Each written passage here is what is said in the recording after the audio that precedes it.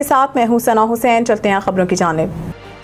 رانا شوکت کے مطابق دیوان ریسٹورنٹ کامرا روڈ اٹک کی افتتاحی تقریب میں سابقہ وزیر مملکت شیخ آفتاب احمد MNA، سابقہ صوبائی وزیر جہانگیر خان زادہ دریا شریف سے صاحبزادہ وحید احمد، صاحبزادہ نسیم احمد نے خصوصی شرکت کی، جبکہ تلاوت قرآن مجید نعت شریف ڈاکٹر محمد شعبان حقانی، چیئرمین کاروان حقانی نے پیش کی. اختتامی دعا علامہ مفتی ابو طیب رفاقت علی حقانی، صدر جمعیت علماء پاکستان ضلع اٹک نے کرتے ہوئے کہا کہ محنت کرنے والے اللہ تعالیٰ کو پسند ہیں.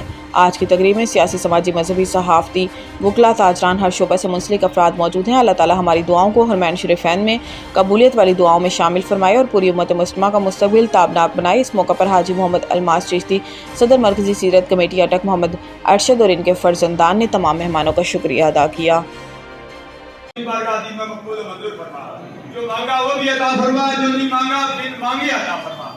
ارشد صاحب کے صاحبزادگان نے یہ جو سلسلہ شروع کیا ہے حاجی محمد الماس چشتی صاحب کی سرپرستی میں، یا الہ العالمین جو اس تقریب میں آئے ہیں سب کا مستقبل تابناک بنا دے. یا الہ العالمین اس کاروبار میں برکتیں مہربانیاں فرما. یا الہ العالمین اس تقریب میں صاحبزادہ حافظ سعید احمد صاحب آسمان عالیہ دریا رحمت شریف کے جانشین صاحبزادہ حافظ نسیم احمد صاحب بھی تشریف رکھتے ہیں. ان کی اجازت سے میں دعا کر رہا ہوں. اللہ تبارک و تعالی ہماری دعاؤں کو جو حرمین شریفین قبولیت والی دعائیں ہیں، اللہ تبارک و تعالی ان دعاؤں میں شامل فرما دے.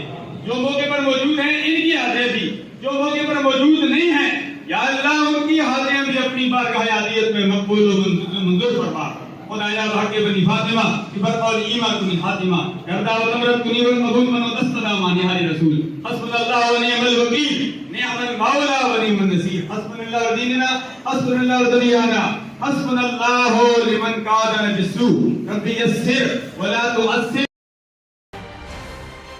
پریم چند اور